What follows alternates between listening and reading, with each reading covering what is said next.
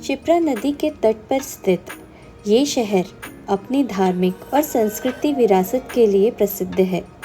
उज्जैन केवल एक शहर नहीं, ये एक अनुभव है। यहाँ के प्राचीन मंदिर जैसे महाकाल मंदिर, हरसिद्धि मंदिर और मंगलनाथ मंदिर आपको एक अलग दुनिया में ले जाते हैं। इस शहर की सुंदरता केवल धार्मिक महत्व तक ही सीमित नहीं है। ये शहर अपनी प्राचीन वास्तुकला, रंगीन बाजारों और स्थानीय संस्कृति के लिए भी जाना जाता है। तो चलिए मेरे साथ इसका अनुभव। अकाल मृत्यु वो मरे जो काम करे चंडाल का, काल भी उसका क्या करे जो भक्त हो महाकाल का।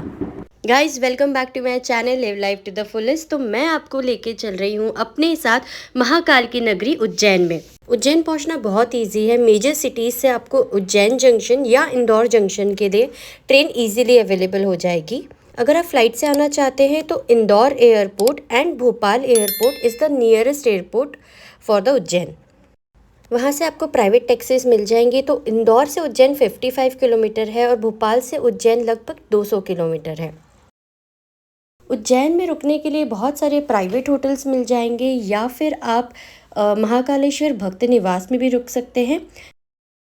वेबसाइट पर दिए गए नंबर पर कॉल कर कर आप बुकिंग कर सकते हैं या फिर उज्जैन आके ऑफलाइन बुकिंग कर सकते हैं। ये भक्त निवास मंदिर के बिल्कुल पास में बना हुआ है। साथ ही यहाँ के जो चार्जेस है वो बहुत ही कम है और यहाँ पर आपको धर्मशाला के अंदर ही भोजन की भी अच्छी व्यवस्था की गई है और यहाँ पे सिंगल रूम, डॉर्मेट्री रूम्स और फैमिली रूम्स अवेलेबल हैं।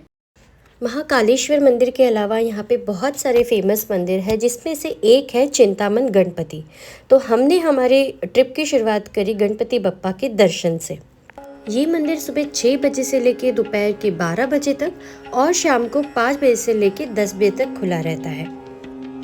यहाँ पर गणपति 3 रूपों में विराजमान है: चिंतामन गणेश, इच्छामन गणेश और सिद्धि विनायक। इस मंदिर में भक्तजन अपनी चिंताओं को दूर करने और इच्छाओं की पूर्ति के लिए आते हैं। इस मंदिर की सबसे खास विशेषता इसकी गणेश मूर्ति है।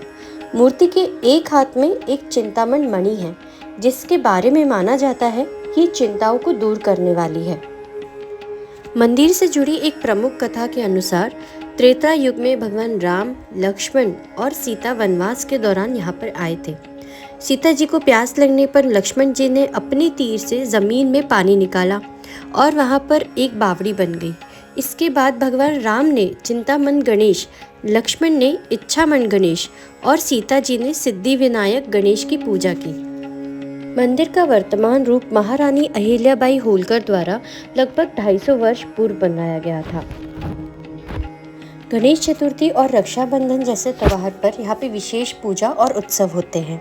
मंदिर के बाहर आपको बहुत सारी शॉप्स यहाँ पे देखने को मिलेंगी। यहाँ दर्शन करने के बाद हम आगे बढ़े भर्तरी की गुफा की तरफ। ये गुफा राजा भर्तरी से जुड़ी हुई है, जो उज्जैन के राजा विक्रमादित्य के भाई थे। चलिए मेरे साथ इस जगह के इतिहास के बारे में जानने। ये जगह सुबह 8 बजे से लेकर शाम 5 बजे तक खुली रहती है। अंदर आने पे सबसे पहले आपको देखने मिलेगी एक गौशाला, जहाँ पर बहुत सारी गायें थी और बहुत सारे लोग यहाँ पे आके उनको खाना भी खिला रहे थे। पौराणिक कथा के अनुसार राजा भर्तरी अपनी तीसरी पत्नी पिंगला से सबसे ज़्यादा प्यार करते थे। एक दिन महान योगी गुरु गोरखनाथ उज्जैन आए और राजा के दरबार में पहुँचे। गुरु गोरखनाथ ने राजा को एक चमत्कारी फल दिया, जिससे राजा सदैव युवा और सुंदर बने रहते। राजा ने ये फल अपनी पत्नी पिंगला को दे दिया, लेकिन पिंगला ने इसे अपने प्रेमी कोतवाल को दे दिया। कोतवाल ने ये फल एक वैश्या को दे दिया और एंड में वो फल वापस राजा भर्तरी के पास पहुंच गया। जब राजा को ये सच्चाई पता चली तो उन्हें बहुत दुख हुआ और उन्होंने वैराग्य धारण कर लिया। उन्होंने राजा विक्रमादित्य को पूरा राज्य सौंप दिया और तपस्या के लिए इस गुफा में आ गए। यहाँ पे उन्होंने 12 वर्ष तक कठोर तपस्या की। ऐसा माना जाता है कि उनकी इस कठिन तपस्या को देखकर भगवान विष्णु प्रसन्न हो गए और उन्होंने उन्हें दर्शन भी दिए। राजा से योगी बने भर्तरी की इतनी कठोर तपस्या से देवराज इंद्र को भी डर लगने लगा था। उन्हें ऐसा लगा कि कहीं भगवान शंकर को प्रसन्न करके वो वरदान न मांग ले और स्वर्ग पर आक्रमण न कर दे। यही सोचकर भगवान इंद्र ने गुफा में बैठकर तपस्या कर रहे भर्तरी पर एक विशाल पत्थर गिरा दिया था, लेकिन भर्तरी ने उस पत्थर को एक हाथ से रोक लिया था और उसी तरह तपस्या में बैठे रहे। इसी प्रकार कई वर्षों तक उस विशाल पत्थर को हाथ के सहारे उठाए रखने से उस पत्थर पर भर्तरी के हाथ के निशान बन गए और वो आज भी यहाँ पे देखा जा सकता है।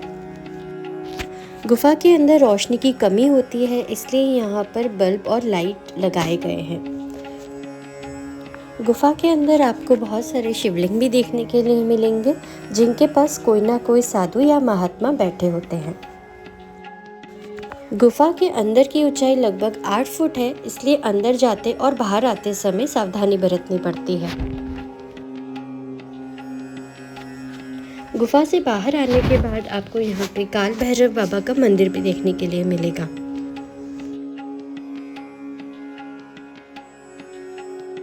ये गुफा आज भी एक प्रमुख पर्यटन स्थल है और यहाँ भक्तजन राजा भर्तरी की तपस्या स्थल को देखने आते हैं। तो चलिए अब हम चलते हैं अगले मंदिर की ओर, जो कि है मंगलनाथ मंदिर। यहाँ पे आप शेयरिंग ऑटो या फिर बस से आ सकते हैं। ये उज्जैन का एक बहुत ही फेमस मंदिर है, जो कि ग्रह मंगल को समर्पित है। मंगल ग्रह को हिंदू ज्योतिष में विवाह, कार्य और साहस का कारक माना जाता है। ऐसी मान्यता है कि यहाँ पर पूजा करने वाले लोगों को मंगल दोष से बहुत जल्दी छुटकारा मिल जाता है। और इस मंदिर के बारे में कहा जाता है कि ठीक इस मंदिर के ऊपर आकाश में मंगल ग्रह स्थित है। मत्स्य पुराण एवं स्कंद पुराण में भी मंगल देव के संबंध में उल्लेख किया गया है, जिसके अनुसार उज्जैन में ही मंगल देव की उत्पत्ति हुई थी और मंगलनाथ मंदिर ही वही स्थान है जहां इनका जन्म हुआ था। कुछ मान्यताओं के अनुसार मंगल देव को भगवान शिव और पृथ्वी का पुत्र भी कहा गया है, जिसके चलते मंदिर में मंगल की उपासना शिव रूप में भी की जाती है। अगर आप उज्जैन आते हैं तो इस मंदिर के दर्शन जरूर करिएगा। चलिए आगे महाकाल के दर्शन करने। महाकाल मंदिर का इतिहास काफी प्राचीन है। ये मंदिर 12 ज्योतिर्लिंगों में से एक है और भगवान शिव के रूप में महाकाल को समर्पित है। महाकाल को काल और संहार के देवता के रूप में भी जाना जाता है। मंदिर की तरफ बढ़ते हुए आपको आसपास ऐसी बहुत सारी छोटी छोटी शॉप्स देखने के लिए मिलेंगी।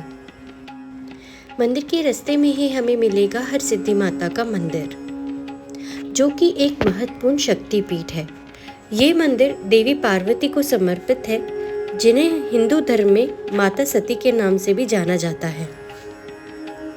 पौराणिक कथाओं के अनुसार जब माँ पार्वती ने सती होने के लिए अग्नि में प्रवेश किया और अपने प्राणों की आहुति दे दी, तब शिव शंकर को इस बारे में जानकारी मिली, तो उन्होंने सती के शरीर को उठाकर तांडव किया। भगवान शिव के क्रोध भरे तांडव से पृथ्वी पर प्रलय आने का खतरा बढ़ने लगा, जिसे रोकने के लिए भगवान विष्णु ने अपने सुदर्शन चक्र से माँ सती के शरीर को खंड खंड कर दिया। माँ सती के शरीर के हिस्से धरती पर जहाँ जहाँ गिरे, वहाँ पर एक शक्तिपीठ की स्थापना हुई। ऐसा माना जाता है कि यहाँ पर माँ सती की कोहनी गिरी थी, जिससे इस मंदिर का निर्माण हुआ। इस मंदिर में अन्य देवी भी उपस्थित हैं, जैसे माँ अन्नपूर्णा, देवी माँ लक्ष्मी और माँ सरस्वती। मंदिर की वास्तुकला में मराठा प्रभाव देखने मिलता है। यहाँ पे 2 दीप स्तंभ हैं, जो कि शाम की आरती के समय जलाए जाते हैं। इस विशेष आरती को देखने के लिए लोग दूर दूर से आते हैं और इसे देखकर मन बहुत ही ज़्यादा प्रफुल्लित होता है। ये आरती शाम को 7 बजे के बाद प्रारंभ होती है।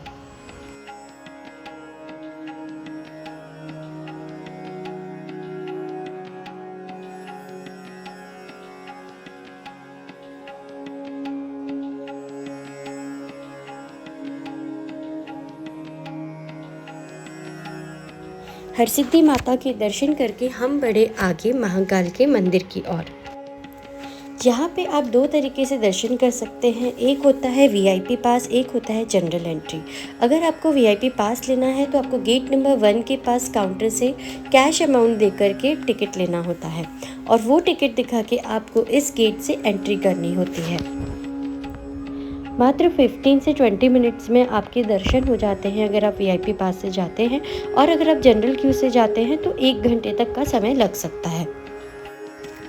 यहाँ पर सुबह 4 बजे पहली आरती होती है जो कि भस्म आरती होती है, और रात को 10:30 से 11 के बीच में शयन आरती होती है जो कि लास्ट आरती होती है। भस्म आरती का विशेष महत्व है और यहाँ पर इसकी एडवांस बुकिंग की जाती है, जिसके बारे में स्क्रीन पे सारी इन्फॉर्मेशन दी गई है, आप रीड कर सकते हैं। तो हमें यहाँ पे दर्शन श्रृंगार आरती के बाद हुए थे, इसलिए यहाँ पे आप देख सकते हैं कि महाकाल का श्रृंगार हो चुका है। तो हमारे दर्शन बहुत ही अच्छे से हुए। उसके बाद हम लोग आ गए मंदिर परिसर में, जहाँ पे और भी बहुत सारे छोटे छोटे मंदिर बने हुए हैं। यहाँ पे आपको गणेश मंदिर, शिव परिवार मंदिर, हनुमान मंदिर, राम मंदिर और श्री यंत्र मंदिर के दर्शन करने को मिलेंगे।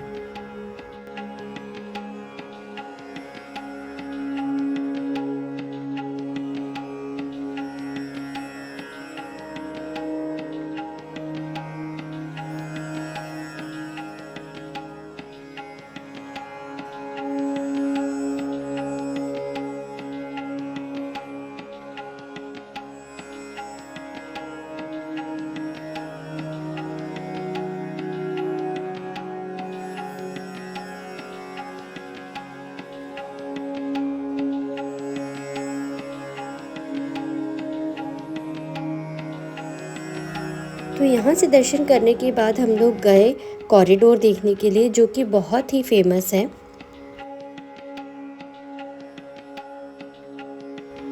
ये प्लान इनिशिएट हुआ था 2017 में, जो कि सरकार के स्मार्ट सिटी मिशन का हिस्सा था, और इसका निर्माण शुरू हुआ 2019 में, जो कि फेसेस वाइज कंप्लीट हुआ। अक्टूबर 2021 में हमारे प्राइम मिनिस्टर श्री नरेंद्र मोदी ने इसका उद्घाटन किया। ये पूरा कॉरिडोर बहुत ही सुंदर बनाया गया है और इसे ज़रूर आपको देखने के लिए आना चाहिए।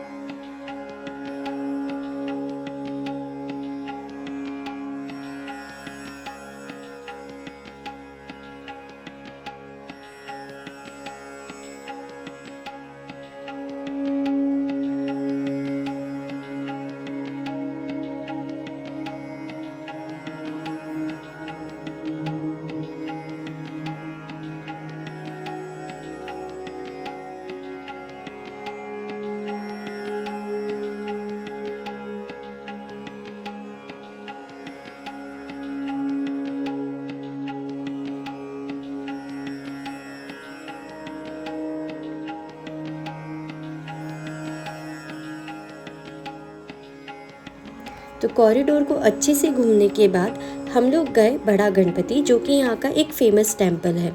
उस मंदिर के सामने ही आपको एक और वीआईपी काउंटर मिल जाएगा, जहाँ से आप टिकट्स ले सकते हैं। इस मंदिर को महागणेश मंदिर भी कहा जाता है। महाकाल के मंदिर से बिल्कुल वॉकिंग डिस्टेंस पे ये मंदिर बना हुआ है। आप देख सकते हैं कि गणपति की कितनी बड़ी मूर्ति यहाँ पर स्थापित है।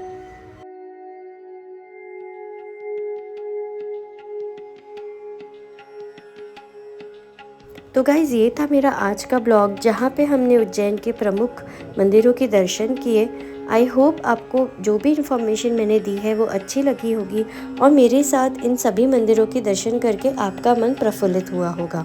अगर ब्लॉग अच्छा लगा है तो इसे लाइक करिएगा, शेयर करिएगा और मेरे चैनल को सब्सक्राइब करिएगा। मैं ऐसे ही बहुत अच्छे वीडियोज़ के साथ आपसे मिलूँगी। Till then bye.